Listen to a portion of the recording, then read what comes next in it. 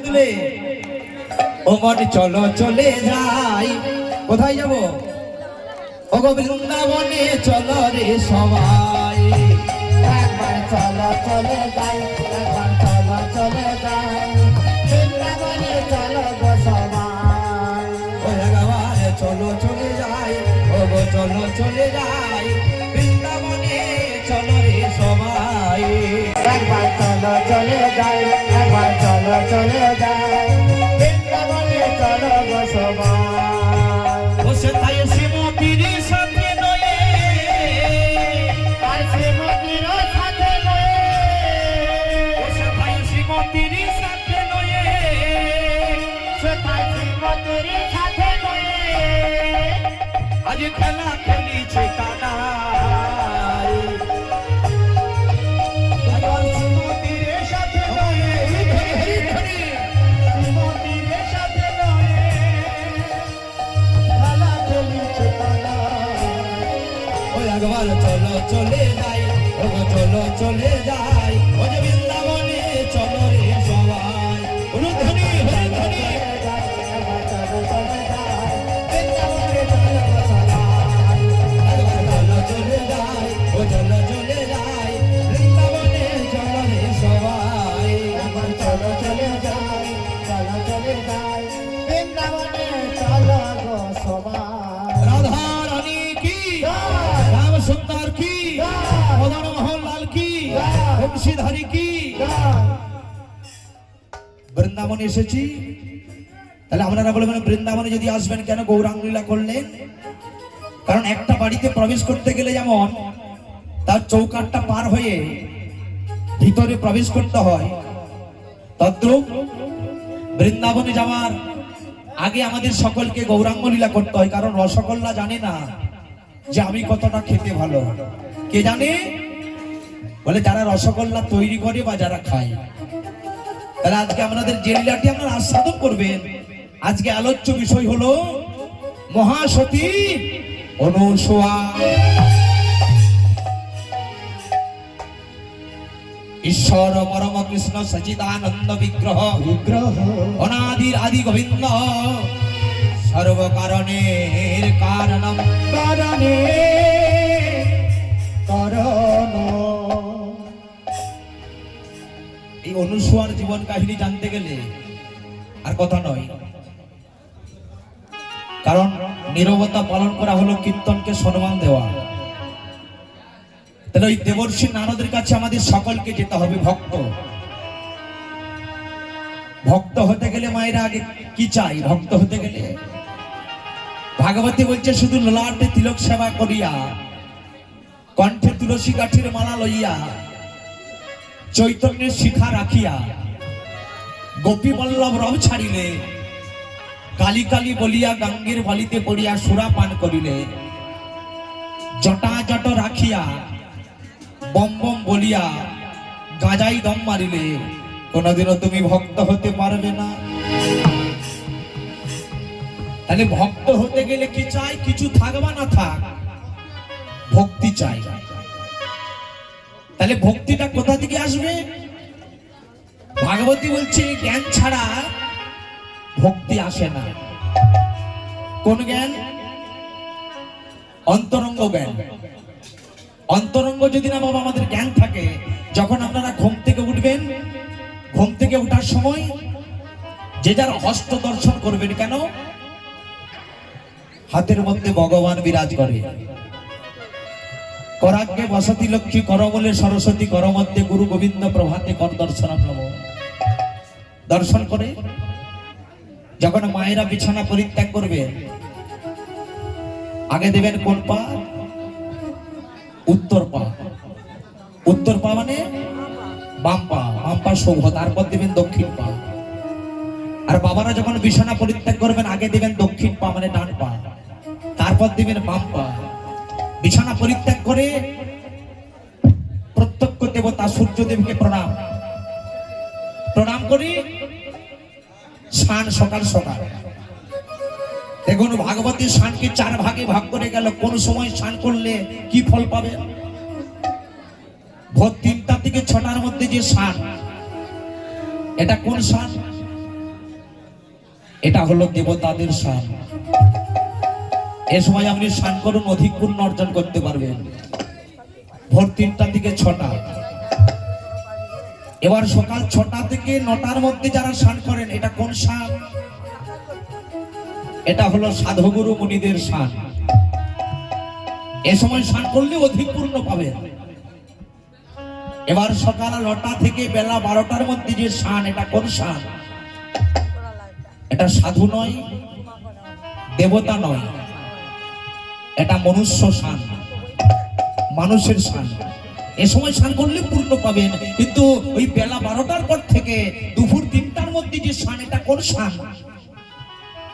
কোন দেবতা, কোন সাধু, না কোনো মানুষ, এটা পশুদের স্নান। স্নান সেরে শুদ্ধ বসন করে আগে ঘরের ভগবানকে প্রণাম।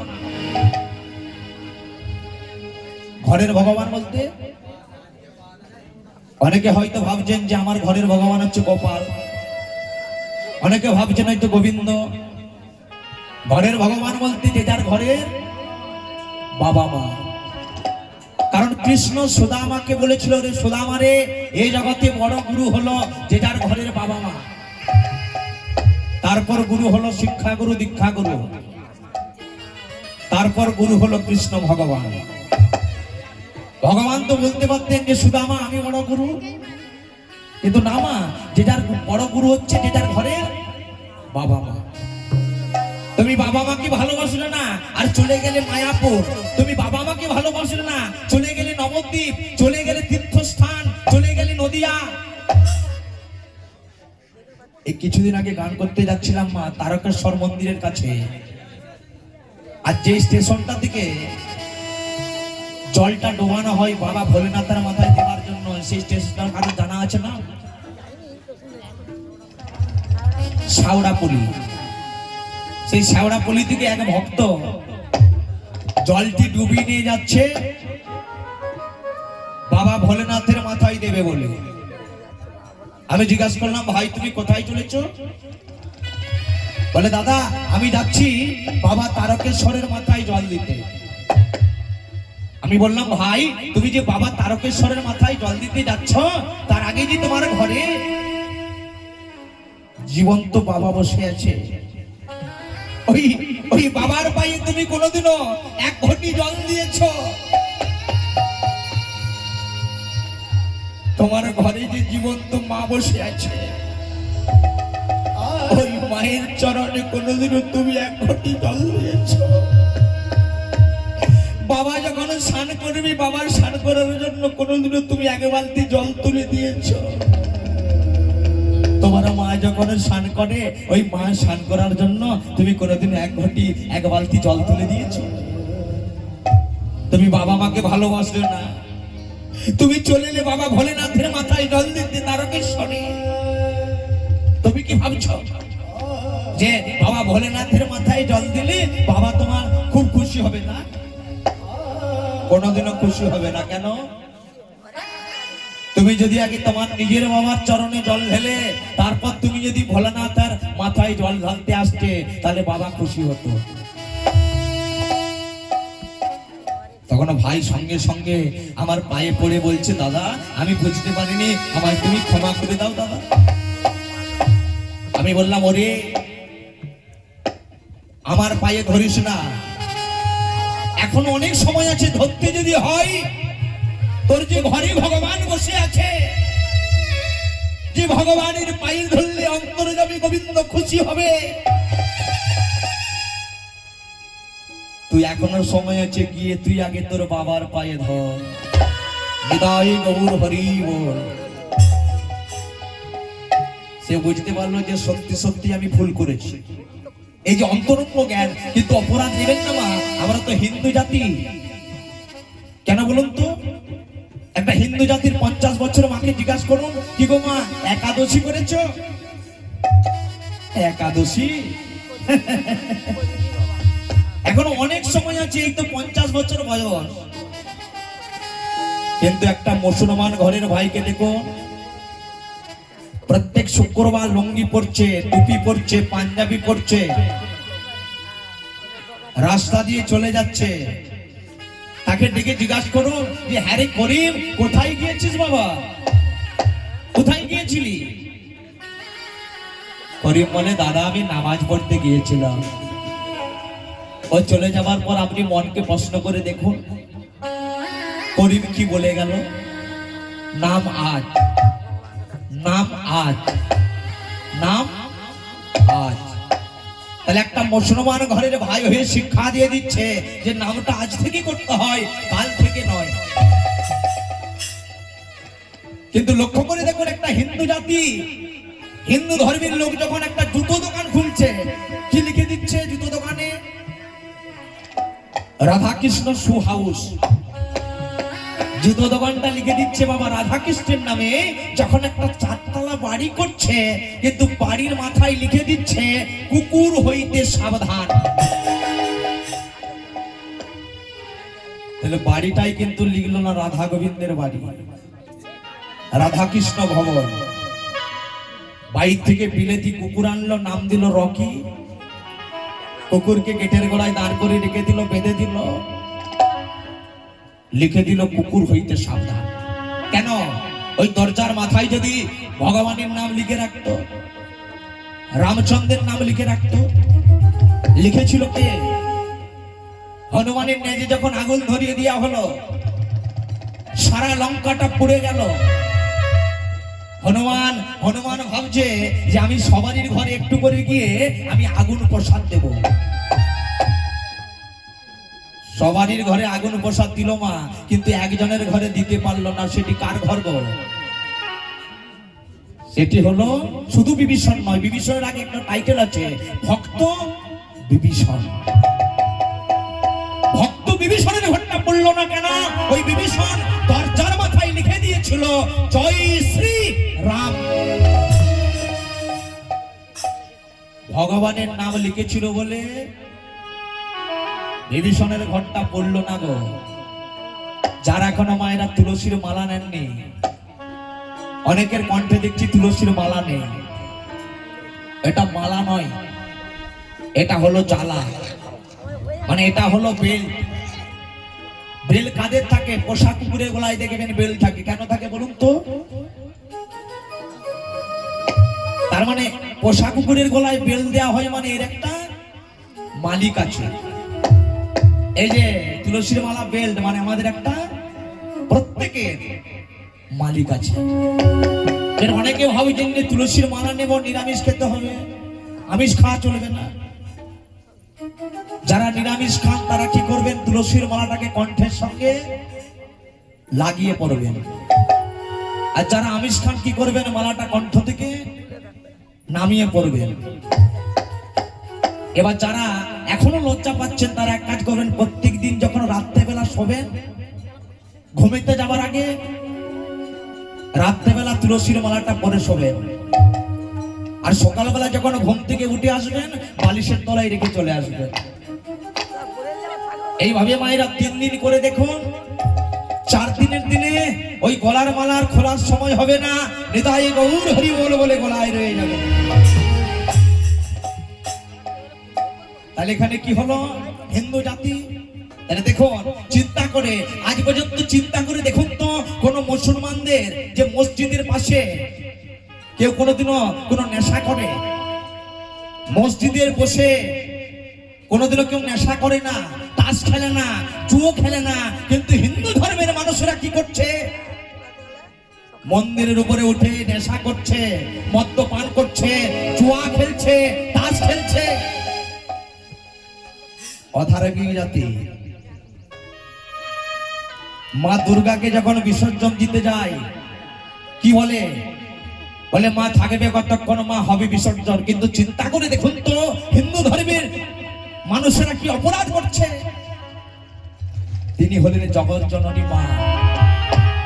যখন মাকে বিদায় দেবে, বলবে মা গো, তুমি এসেছিলে বছর পরে, তুমি যেন আমার কুল আলো করে এসো, এসে আলো করো ঘরকে।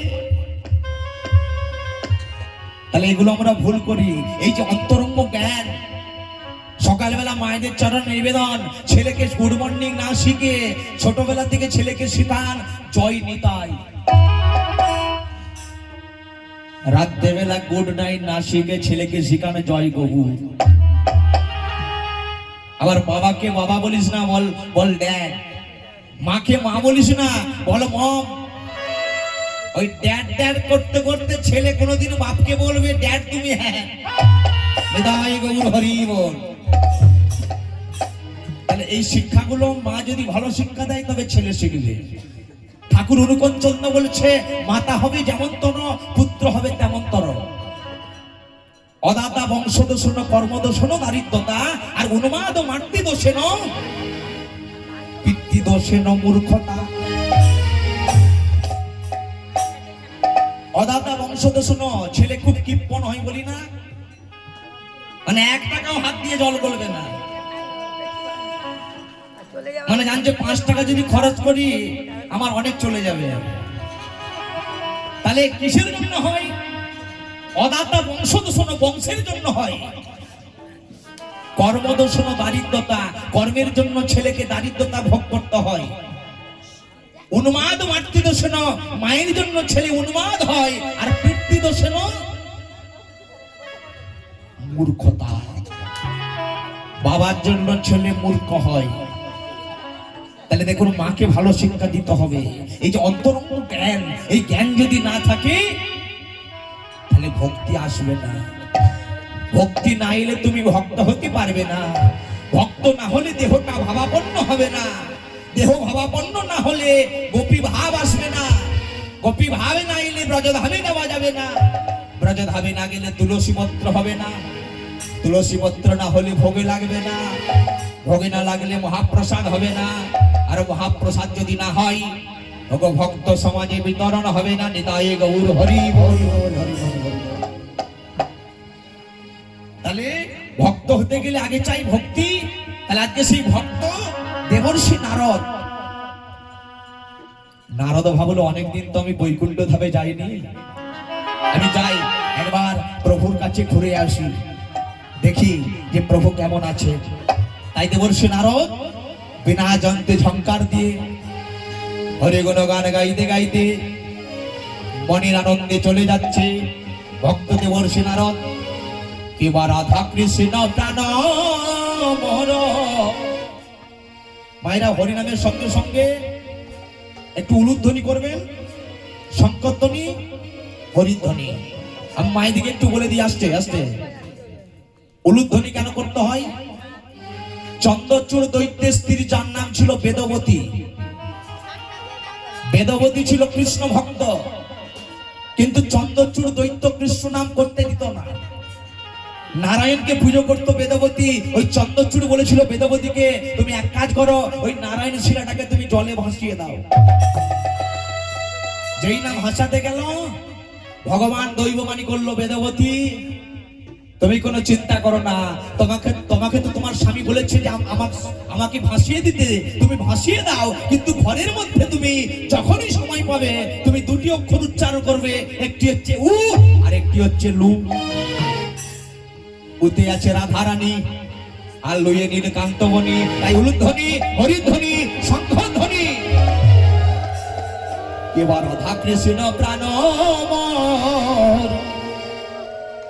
যুগল কিশোর।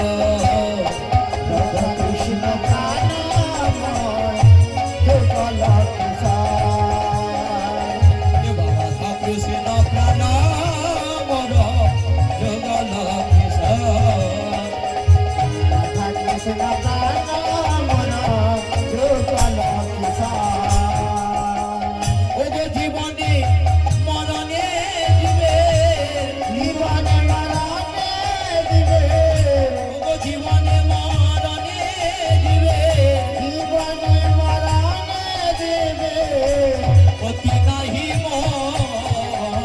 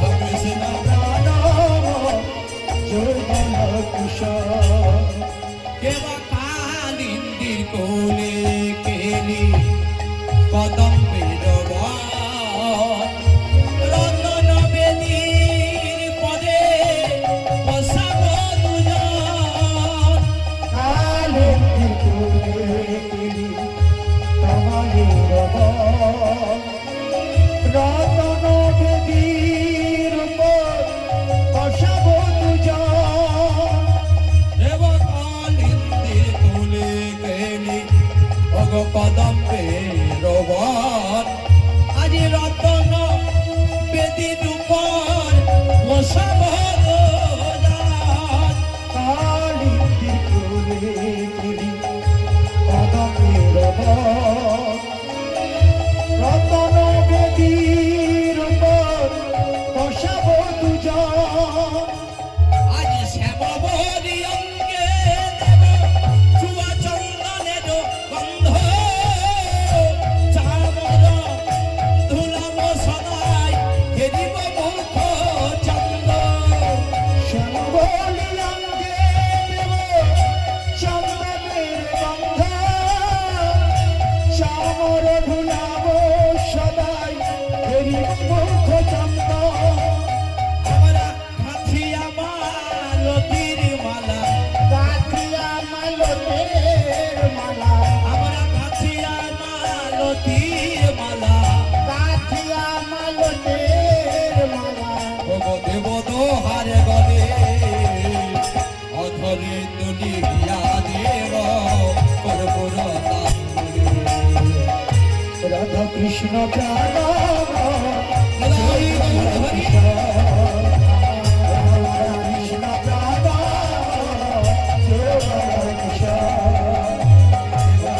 কৃষ্ণ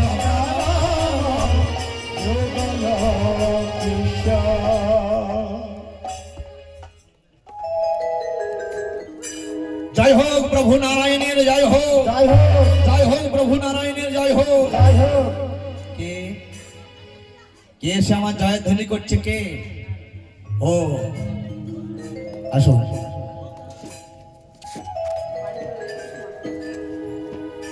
হৃদয় গৌর প্রেমানন্দে হরি হরি বল হরিবল হরিবল হরিবল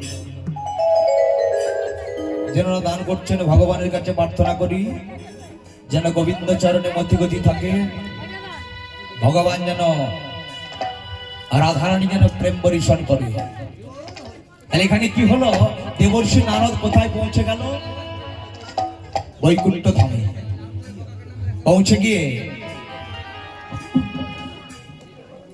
প্রভুর চরণে প্রণাম জানিয়ে দেখতে পাচ্ছে সেদিন ভগবান নারায়ণের একটু মনটা ভালো নেই, মনটা একটু খারাপ। আসতে মনটা একটু খারাপ, জিজ্ঞাসা করছে দেবর্ষি নারদ প্রভুকে যে দয়াময় আজকে এত আপনাকে চিন্তিত লাগছে কেন, আপনার কি হয়েছে? শ্রীহরি নারায়ণে বলে উঠলেন, নারদ আজ পর্যন্ত কি এখনো মর্তধামে কোনো সতী নারী জন্মায়নি? যে সতী নারী স্বামী সেবা না করে জল গ্রহণ করে না? নারদ এমনও কি কোনো সতী নারী এখনো মর্তে নেই যে স্বামীকে না সেবা দিয়ে জল স্পর্শ করে না? নারদ কথাটা শুনে প্রভু নারায়ণকে বলছে যে প্রভু অপরাধ নেবেন না। কোন জায়গায় বললেন? বলে কেন বাবা? মর্তধামে। মর্তধামের কথা বললেন? আমরা কোথায় এসেছি গো? মর্তধামে। কোথায় আমরা বাস করি? মর্তধামে। মর্ত মানে আমরা সবাই মরতে এসেছি। তাহলে আপনি যদি অন্য জায়গার কথা বলতেন আমি মেনে নিতাম। ওই মর্তধামে বেশিরভাগ মায়েরা শুধু খেতে যায়, ঘুমাতে যায়, গল্প করতে যায়। তবে সব মায়েরা নয়, কিছু কিছু সতী নারী আছে বলে এখনো চন্দ্র সূর্য উঠছে, জোয়ার ভাটা হচ্ছে, আলো বাতাস বইছে। প্রভু না বাবা নারদ, তুমি একবার যাও না বাবা, তুমি একটু মর্তধামে গিয়ে তুমি একটু সতী নারীর সন্ধান করে আনবে, তবে আমার মন ভালো হবে। তুমি যতক্ষণ না আসছো সতী নারীর সন্ধান করে, আমার কিন্তু মন ঠিক হবে না বাবা। প্রভু আমি কি পারবো? আমি কি পারবো যে ওই সতী নারীর সন্ধান করে আনতে? কেন পারবে না? যেটা ভক্ত পারে না সেটা ভগবান পারে না মা। আচ্ছা মা, আমি আসলে এসে মামা করে যাচ্ছি, মা বড় না ছেলে বড়? কে বড় বলুন, কে বড়? মায়েরা ভাবছে মা বড়। খবরদার বলবেন না। কেন গো? আমি সুদীপ্ত গোস্বামী, আমি যখন আমার মায়ের গর্ভে ছিলাম আমার মা মা হলো না। পার্বতীকে ভূমিষ্ঠ হলাম, মা মা হলো না। চলতে শিখলাম, আমার মা মা হলো না। যতক্ষণ না পর্যন্ত আমি আমার মাকে মানা বলে ডাকি, ততক্ষণ মা হবে হবে না। তাহলে সন্তান যেমন পরিচয় করিয়ে দেয়, এটা হলো আমার মা। তাহলে ভক্ত বড় না ভগবান বড়? ভক্ত বড়। তাহলে ভক্তই পরিচয় করে দেয়, এটা হলো আমার ভগবান। তাহলে বাবা নারদ, তুমি তো ভক্ত, তুমি যদি না পারো আর কে পারবে? সতী নারীর সন্ধান করে আনতে যাও বাবা নারদ, আর বিলম্ব করো না, তুমি চলে যাও সতী নারীর সন্ধানে। তাই দেবর্ষি নারদ প্রভুর চরণে প্রণাম জানিয়ে বেরিয়েছে। কোথায়? মর্তভাবে। কি জন্য বেরিয়েছে? সতী নারীর সন্ধান করতে।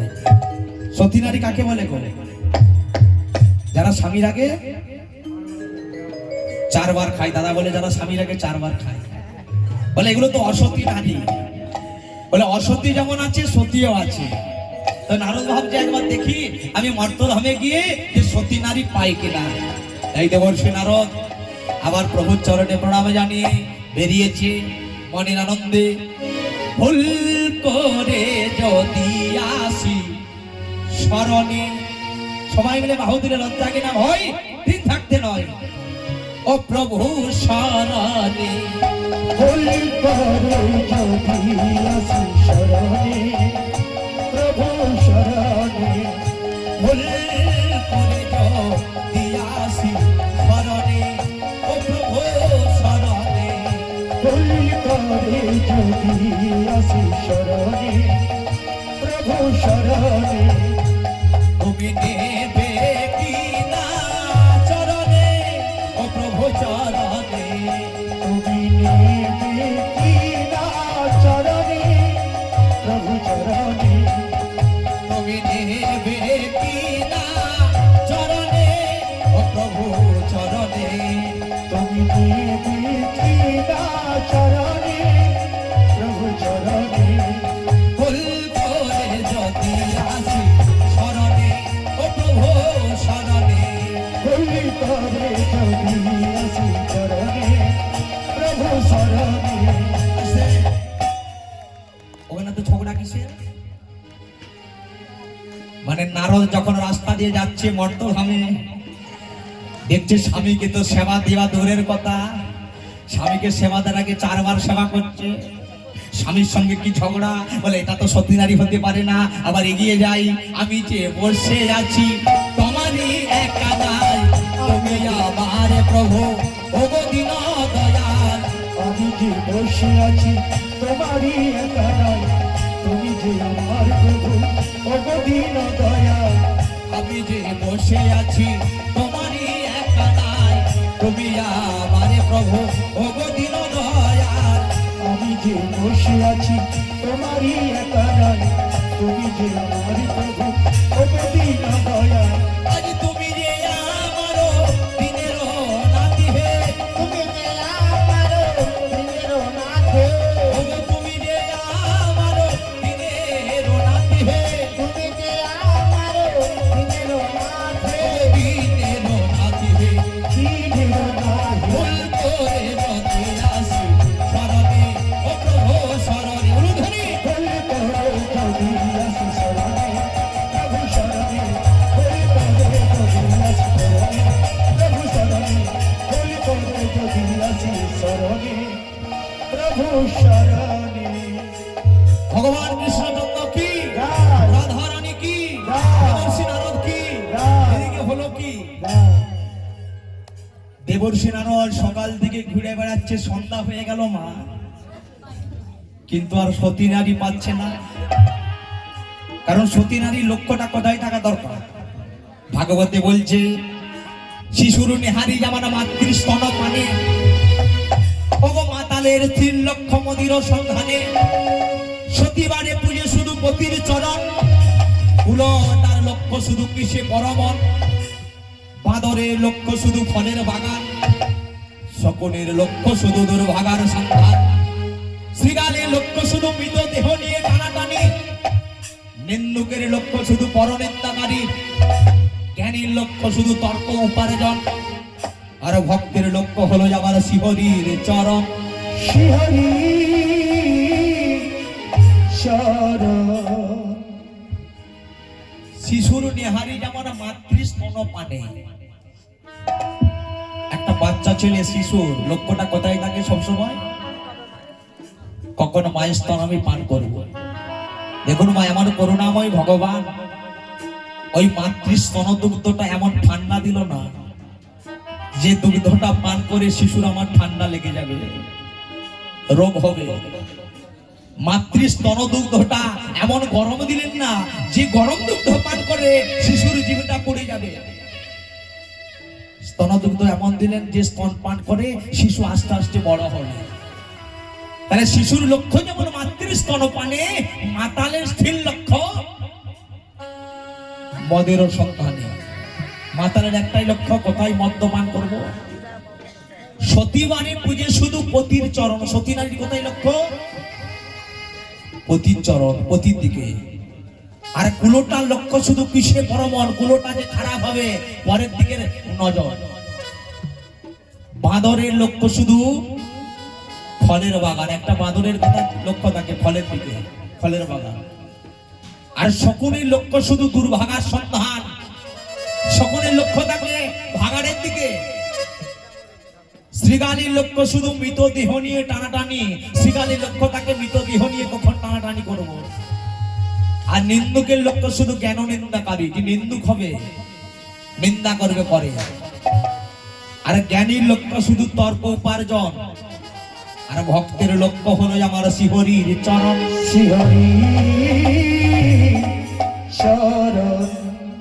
দেবর্ষী নারায়ণ সকাল থেকে সন্ধ্যা পর্যন্ত ঘুরে বেড়াচ্ছে, কিন্তু কোথাও সতী নারী সন্ধান পাচ্ছে না। তাহলে ভাবছে আমি যে প্রভুকে কথা দিয়ে এসেছি, আমি সতী নারীর সন্ধান করে গিয়ে প্রভুকে দেখাবো, আমি কি পারবো না? এই কথা চিন্তা করতে করতে দেবর্ষী নারদ মহা ঘোর জঙ্গলে প্রবেশ করেছে। আর জঙ্গলে প্রবেশ করে দেখতে পাচ্ছে জঙ্গলের দূরে একটা পাতার কুটি, পাতার কুটির একটা আশ্রম। তার আশ্রম?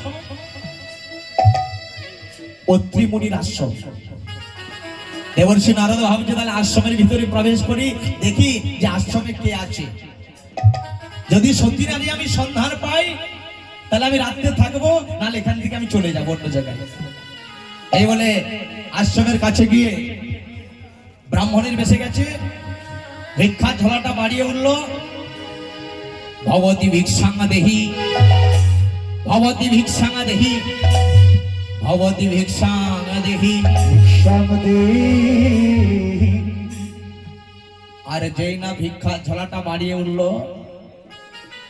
ওই অর্তিমণির স্ত্রী, যার নাম হলো অনুসুয়া। অনুসুয়া ভাবছে বাইরে যেন কে আমায় ডাকছে, আমি এক কাজ করি, আমি গিয়ে দেখি যে কে এসেছে। এখন মায়েরা, সতী নারীর প্রথম কর্তব্যটা কি? মাথায় ঘোমটা, মাথায় ঘোমটা দিয়ে বাইরে বেরিয়ে এসে দেখছে এক ব্রাহ্মণ এসেছে। এই যে ঘোমটা, ঘোমটার প্রচলনটা কি এই কলিযুগে শুরু হলো? না মা, কোন দিন ঘোমটা সৃষ্টি হলো? আপনারা সবাই জানেন, যখন দেবাদিদেব মহাদেব বিবাহ করতে যাচ্ছিল, সঙ্গে কে ছিল? তার নামটা আমি আগেই করেছি, লাগানা ভাগানা দেবতার নাম নারদ। তো নারদ ভাবছে ওই মামা তো গোটা গায়ে, গোটা গায়ে মামার সাপ, মাথায় সাপ, গলায় সাপ, দেহে সাপ।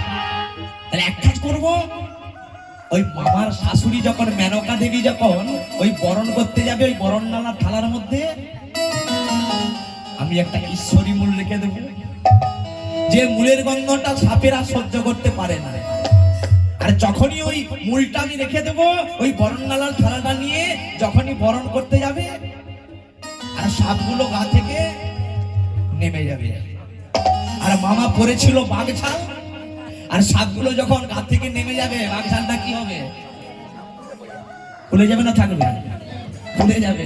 তাই এবার ওই মেনকা দেবী যখন বরণনালা নিয়ে যাচ্ছে, আর এই সুযোগে দেবর্ষী নারদ একটা ঈশ্বরী মূল রেখে দিয়েছে থালায়। আর রেখে দিয়ে এবারে যেই না বরণ করছে, ওই মূলের গন্ধে সাপগুলো ভাবছে বেটা তুমি এখানে থাকো আর আমরা পালিয়ে যাই। এই বলে গা থেকে সর করে নামছে, আর যেই না নামছে বাগশাল ওকে খুলে যে গেল গো, খুলে দিয়ে গেল গো, খুলে যে গেল গো, খুলে দিয়ে গেল গো, মহাদেবের বাগশাল খুলে যে গেল গো, মহাদেবের বাগশাল খুলে দিয়ে গেল গো, মহাদেবের বাগশাল খুলে যে গেল গো। মহাদেবের বাগশাল খুলে দিয়ে গেল গো। তাহলে বাগশাল খুলে গেলে কি থাকবে? শাশুড়ি মা দাঁড়িয়ে ওই দৃশ্য দেখতে পারবে। তখন কি করলো বলে মেনকা মাথায় দিল, মায়েরা ভালো জানবে। আমি তবে গানটা এমনি এমনি বেরাইনি, যা আছে মহাভারতে তা আছে ভারতে। ওই যে কল জলটা কিভাবে সৃষ্টি হলো, বিশ্বদেবী যখন গলার তৃষ্ণা পেয়েছিল জল জল বলে চিৎকার করছে, অর্জুন বাণ নিক্ষেপ করেছিল, বাবা আমার জানে। ওই বাণ নিক্ষেপ করতেই জলটা যে উঠে এলো, বৈজ্ঞানিকরা ভাবলো তাহলে মাটির নিচে জল আছে, সেইটাকে অনুকরণ করে হয়ে গেল কি সাবমার্সিবল টিউবওয়েল কল। তাহলে যা আছে মহাভারতে তা আছে ভারতে, যা আছে বিশ্ব ব্রহ্মাণ্ডে তা আছে ক্ষুদ্র দেহভাণ্ডে। চূড়া মধ্যে চূড়ামণি ব্রহ্মস্পতি স্থিতি, তার মধ্যে মহাবিষ্ণু করেন বসতি। চক্ষু দেশি কালা চাঁদ করিতেছে ধ্যান, আজ নাসিকাতে নিত্যানন্দ করে মধুপান। কর্ণেতে চৈতন্য মশাই হয়ে সাবধান, মুখেতে পদ্মাক্ষ বসে 32 জগান।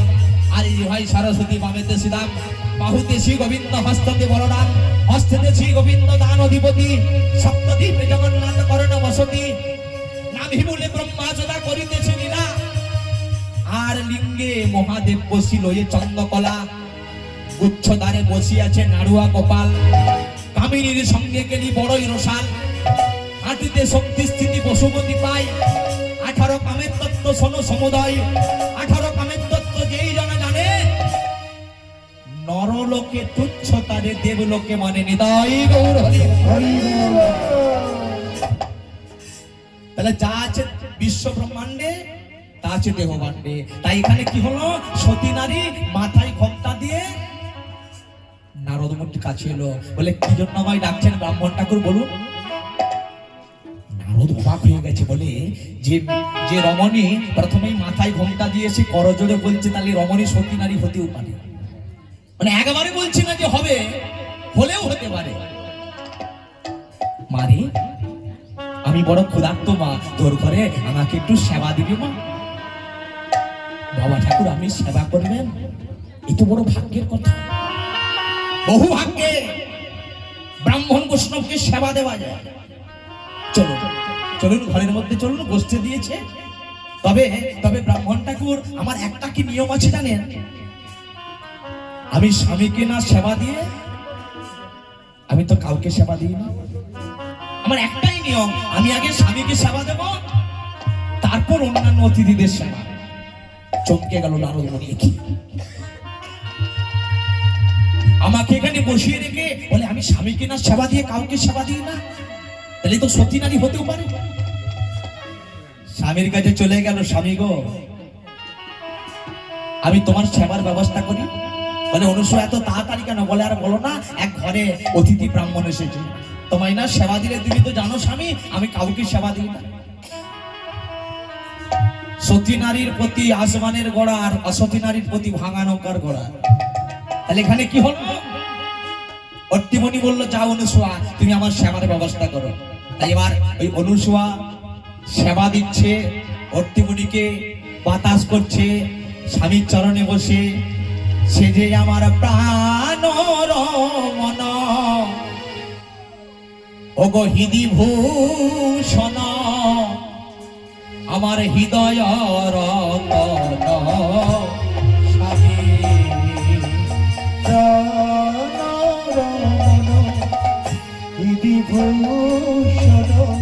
বাতাস করছে, ভর্তিমণিকে সেবা দিচ্ছে, বাতাস করছে। হে যে প্রাণ রমন হৃদি ভূষণ, হৃদয় রতন স্বামী। প্রাণ রমন হৃদি ভূষণ,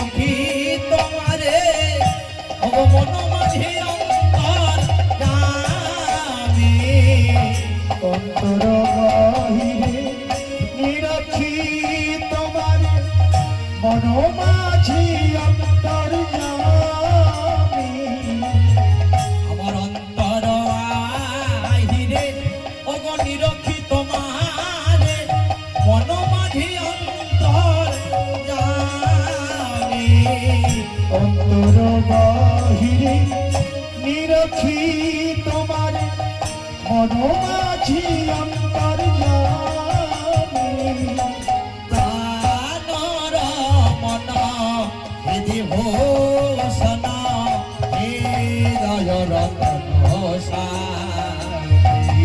প্রাণর মন বিধিভূষণ হৃদয় রতন স্বামী এই যে প্রাণর মন হৃদি ভূষণ হৃদয় রতন রতন স্বামী প্রাণর মন বিধিভূষণ হৃদয় রতন স্বামী আমার আখির নয়ন মনি ভগবান চিন্তা মনি আখির নয়ন মনি মনি মন চিন্তা মনি ভগ আখির নয়ন মনি আমার মন চিন্তা মনি আখির নয়ন মনি মন চিন্তা মনি আমার মরমের ভূতি সিদ্ধির সারণী মরমের অনুভূতি সিদ্ধির সারণী ওগো এক প্রাণ ওগো তুমি আর আমি ওগো অন্তর যাবি প্রাণর হরি হরি হরি হরি হৃদয় রতন স্বামী প্রাণর বিধিভূষণ হৃদয় রতন স্বামী অনুসুয়ার স্বামীকে সেবা দিল। সেবা দেওয়ার পর ওই নারদ কি কথা দিয়েছিল বলে আমি স্বামীকে না সেবা দিয়ে কাউকে সেবা দিই না, আপনি একটু অপেক্ষা করুন, বসুন। এই যে স্বামী সেবা মায়েরা জেনে রাখবেন, ওই শূর্পণখার মতো কেন স্বামী সেবা করবেন না। ওই রাক্ষসী শূর্পণখা কেমন করে স্বামী সেবা করত? শূর্পণখার স্বামীর নাম হচ্ছে বিদ্যুৎ জোহা। যখন বিবাহ হলো, বাসর ঘরে প্রবেশ করছে শূর্পণখা। ওই শূর্পণখার বৌদিরা বলে উঠলো, শূর্পণখা রাবণের স্ত্রী মন্দোদরী বিভীষণের স্ত্রী সরমা বলে, শোন শূর্পণখা, তুই যখন বাসর ঘরে প্রবেশ করছিস না, তুই কি একটু ভালো করে স্বামীকে সেবা করিস। সেবা মানে কি বলুন তো? এতক্ষণ কি চলছিল? নরনারায়ণ সেবা। সেবা মানে খাওয়া। তাহলে স্বামী সেবা মানে স্বামীকে খেয়ে ফেলতে বলছে। রাক্ষসী সে ভাবছে তাহলে বৌদিরা বলছে স্বামী সেবা, স্বামীকে খেয়ে নিতে। এবার বাসর ঘরে ঢুকে বড় বড় নখ দিয়ে একবার অপারেশন সাকসেসফুল। তাহলে ওই রকম স্বামী সেবা করবেন না মাগো, কারণ একজন নারী পারে স্বামীকে ঊর্ধ্বে তুলতে, একজন নারী পারে স্বামীকে নিচে নামাতে। তার প্রমাণ দেখুন, আপনারা সবাই শুনেছেন মা সারদা দেবীর কথা। একদিন ওই সারদা দেবী রামকৃষ্ণ ঠাকুরকে বলছে, স্বামী, এ জগতে প্রত্যেক নারীর সম্পদ আছে।